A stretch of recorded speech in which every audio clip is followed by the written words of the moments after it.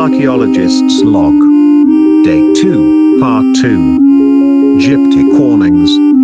The sound of voices faded into silence, drowned out by the gentle tapping of rain on the roof above. It became apparent that I had fallen asleep, sometime in the late afternoon. Now, day had turned into night, the evening having settled into the city like water into glass.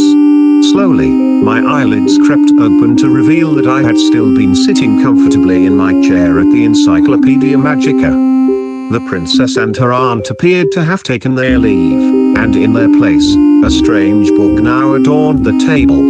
I reached for the novel, and as I did, a sharp chill reverberated up and down my arm like frozen fire. Persistently, I tried again, and, after succeeding, hastily flipped open the cover. I inspected the hinge, and turned to the half-title.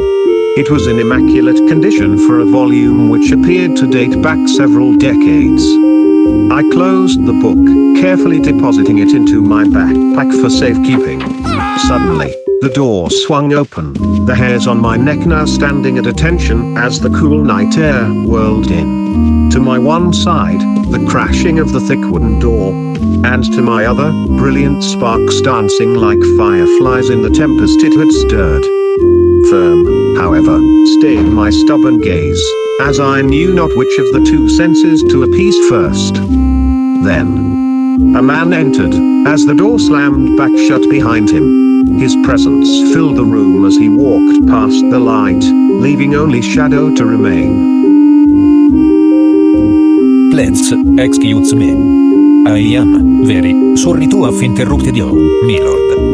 I did not say you there. Please, allow me to introduce myself. I go by the name of Blaine, and I am a gypsy. I hail from Pause, a village to the north of the Free City.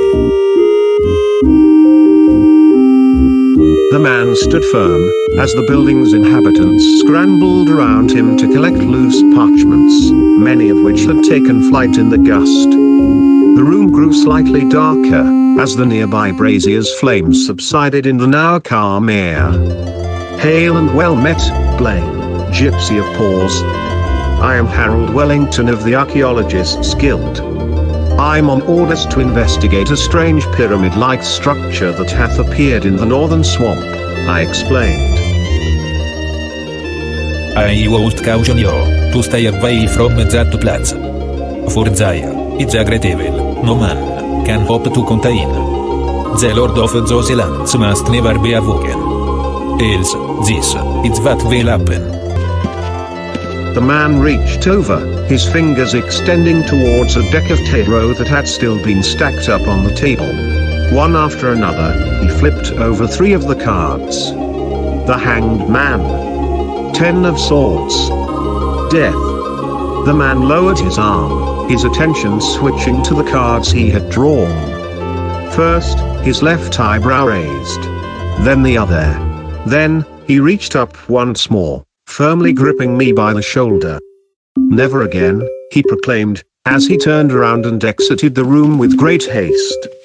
The door slammed shut behind him once more, my steadfast gaze remaining unaltered as I stared infinitely into the cards. The Hanged Man. 10 of Swords. Death.